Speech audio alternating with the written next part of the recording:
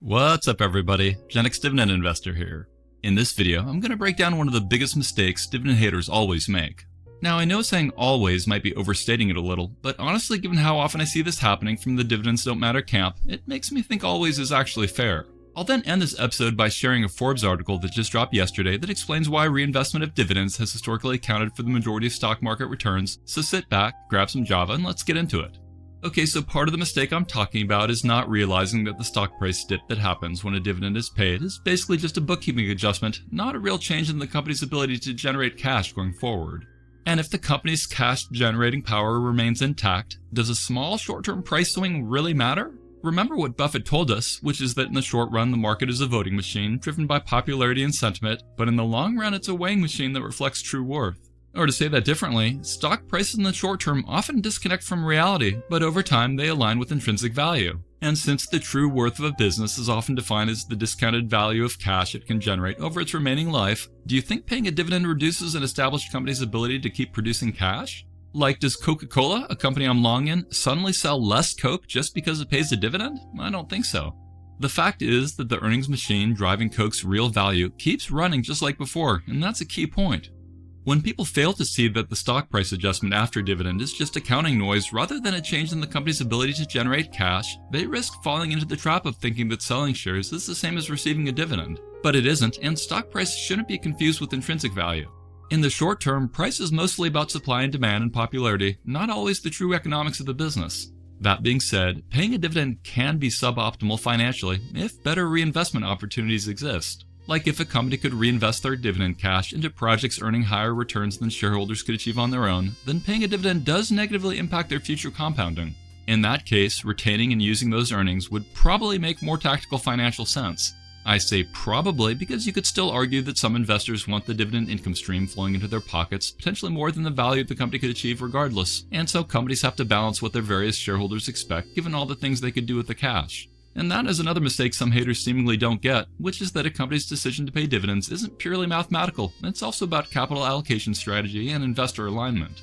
Mature companies often strike a balance in the decision-making to have steady dividends to satisfy income-oriented shareholders, plus selective reinvestment or buybacks if high-return opportunities exist. Beyond that is the big mistake haters often make, which is not acknowledging that selling shares actually lowers the percentage of the company you own, whereas getting a dividend is merely being handed some of the profits your company made since you're a shareholder, but you still keep your ownership percentage. So please don't make the mistake of thinking those things are the same, and don't make the mistake of over-focusing on short-term stock market fluctuations versus long-term cash-generating power.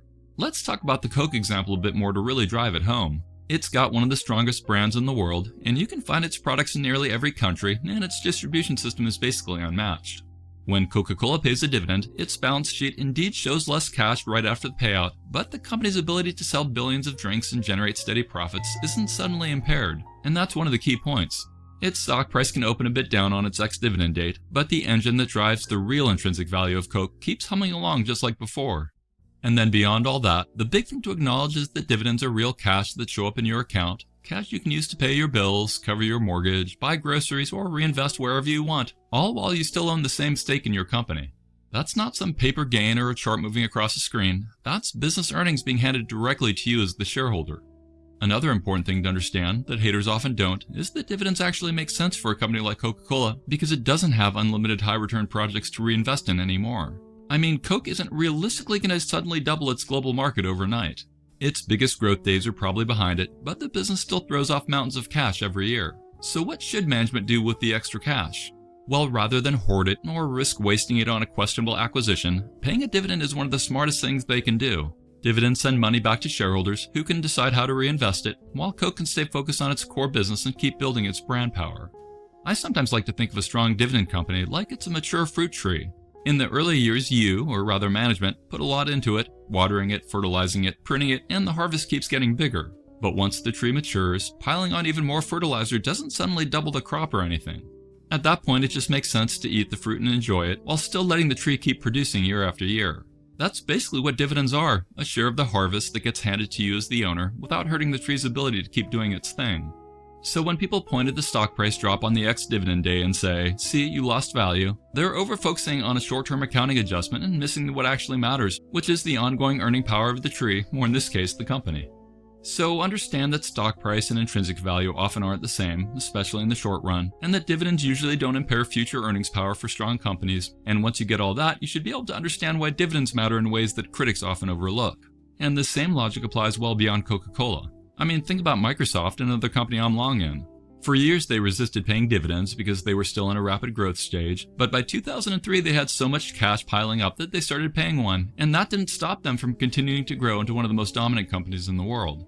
So if you overfocus on stock price moves after a dividend payment and equate that to being the same thing as selling shares, then you're missing the forest for the trees. What really matters is whether the company can keep generating cash and earning power into the future. That's the foundation of intrinsic value, and dividends in strong businesses usually don't hurt that at all. In fact, they can even enable it because management is forced to be more disciplined with the cash they keep, which often leads to better decisions for the shareholders over time. I mean, when companies hold on to too much cash, they may end up doing questionable acquisitions or chasing projects that don't really deliver strong returns. For example, some of you may remember the disastrous AOL-Time Warner merger, which destroyed massive amounts of shareholder value. At the time, it was valued at about $175 billion, but it collapsed under the weight of the dot-com bust, AOL's failing business model, and the lack of real business synergies that management had expected. In 2002, the company reported a record $99 billion annual loss. Shareholders lost more than $200 billion in value, and by 2009, the companies had separated. That deal happened in part because management had cash and wanted to chase something big, but bigger does not always mean better. And trust me, I tell my wife that all the time. But compare that to a company like Procter & Gamble that I'm also long in, which has a long history of paying dividends. Instead of hoarding cash and swinging for the fences on risky deals, PG consistently returns capital to shareholders while still funding the projects that matter most to its core businesses. Or think about Warren Buffett's See's Candy as another example. Buffett said that pouring more money into See's wouldn't have produced high returns, so instead of reinvesting all the profits there, Berkshire lets See's send cash upstream effectively as dividends. That cash is then redeployed by Buffett and crew into higher return opportunities like Geico and BNSF, which created far more value for shareholders than if See's had tried to expand endlessly just because the money was available. So dividends can actually improve shareholder value by preventing companies from wasting retained earnings on projects that don't justify the capital. Now, another mistake that skeptics often make, that I've explained in the past, is thinking that if a company pays a $1 dividend, its stock price should also fall by $1 when it opens, and they hold that as proof that dividends don't matter. But in practice, it usually doesn't work out that neatly. Academic studies have shown that on average, stocks drop by less than the full dividend on the ex-dividend date, usually by about 80 or 90 cents for every dollar paid, because of taxes, investor demand, and the way different investors value dividends.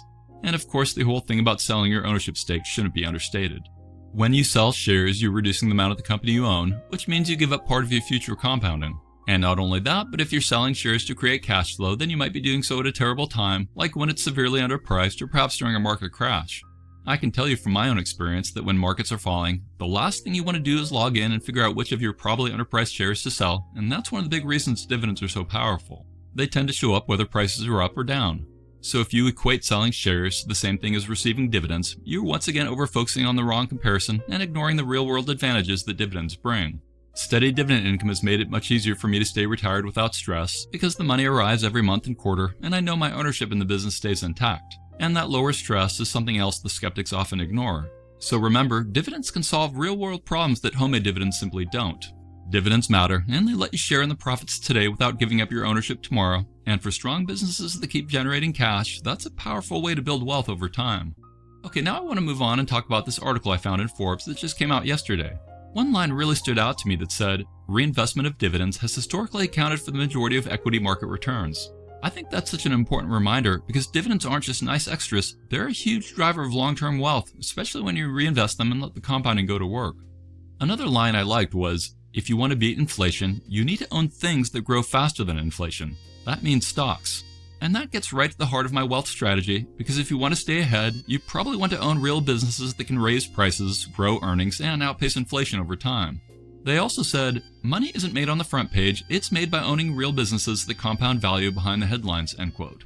I think that's also critical to understand, because we can all get caught up in the news, the Fed chatter, the political noise, the potential decline of America and the dollar, etc. But real wealth can come from staying invested in companies that keep compounding year after year. And all that helps explain why I prefer dividends versus selling shares. I'd rather be given some of the profits my companies make, even with a small momentary blip of the stock price change, because I know good companies will continue to trend up over time. I like to keep my full ownership in the company, so I don't miss out on the compounding I'd be giving up if I sold some shares. Anyway, then Forbes wraps things up by saying, own businesses, stay invested, reinvest cash flows, and let compounding do the work. Inflation is an adversary, but stocks remain the proven defense. End quote. And my divvies are part of my wealth generating formula. So when you hear naysayers hating on dividends, then just remember what the data shows and what history keeps proving over and over. Dividends and reinvestment have been the backbone of market returns, and I think they'll keep being one of the smartest tools for building wealth over time. Now, that doesn't mean you should ignore non-dividend stocks, as there are some amazing companies that don't pay dividends yet. Bottom line, a big reason why I love dividends so much can be summed up in this quick 15-second clip by John Travolta's character in the film Broken Arrow. I got a broker in Stockholm that's going to buy me 5% of Volvo. And for the rest of my years, I'm going to live off the dividends, happy in the knowledge that I'm helping to make the safest automobiles in the world. Right? It's all about the money. Oh, and I want to give a shout out to my Patreon champion friend, Tango Echo Alpha, who reminded me of that fun clip. A final thing I want to show you is the type of comment I sometimes get. In this case, it was from someone who said, but Pepsi's growth, including dividends, is only 89% versus 245% for the SP 500 for the last 10 years, so why invest in Pepsi and its dividends and such? My response is that people usually hold a diverse basket of stocks for a variety of reasons, and some tickers are going to do better than others, depending on what your definition of better even is and depending on the time frame you pick. Pepsi was doing just fine until the last couple of years, so you can always pick different windows and tell completely different stories. And that can be part of the problem of looking at something and saying, why didn't you invest in this, or why did you? The fact is that anyone can pick a period where something looks weak or strong. I mean, I could just as easily say, well, Nvidia has blown the SP 500 out of the water over the past 10 years, so why would anyone bother owning the index? Or take it even further, Bitcoin has blown away both Nvidia and the SP 500, so why not put everything in that? Hindsight makes the winners more obvious, but nobody can predict them perfectly in advance. And some people look for things beyond total return. Regardless, even the SP 500 has issues. Like if you bought SPY in 1999, you would still have been negative all the way until 2013. That's 13 years of basically nothing. Should people have abandoned the index entirely because it was not working? Plenty of folks did give up during those years because they thought stocks only went up, and they locked in their losses at the worst possible time. The reality is that assets can serve different purposes in people's portfolios. Some positions might be there for growth, or stability, or maybe income, or sector diversification, or whatever. Pepsi is not meant to be a moonshot for me, it's just a consumer staple stock that throws off dividends and tends to hold up during rough markets. That kind of role matters to me in my portfolio, even if it doesn't win the return race every decade. Could Pepsi crumble and go under? Sure, but anything could.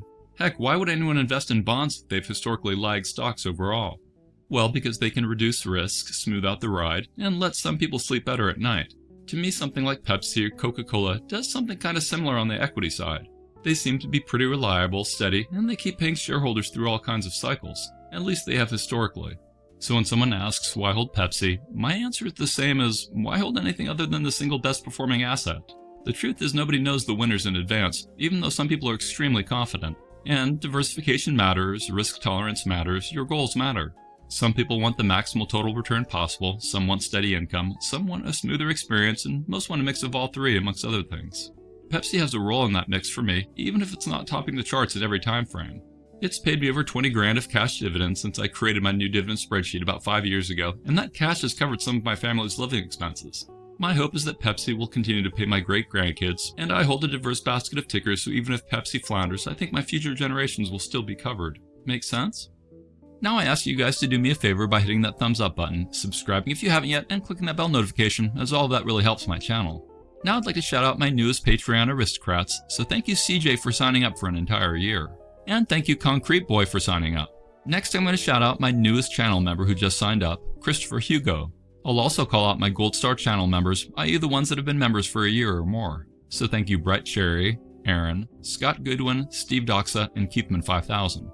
Moving on, now I'd like to show my gratitude to subscribers who left me nice comments, so I'm going to shout out 10 who've done just that. So thank yous go out to Charles Howard 762, Chris Q8, Shubadu123, Sen Fodic, John Tufts, The Gilded Plum 444, Dr. Brett Palmer, and then multiple from Chris 471, multiple from One Dan Blues, and multiple from Judah Redway 1636. Thanks folks, I really appreciate it. Finally, I'll close this off by recommending that everyone join my free Dividend Discord chat server, which has over 11,000 dividend investors on it from 86 countries around the world. Thanks for watching, stay positive, and I'll talk to you again real soon. Remember, I'm not a financial advisor, and my videos are for entertainment and inspirational purposes only. Investing of any kind involves risk. I'm only sharing my opinions with no guarantee of gains or losses on investments.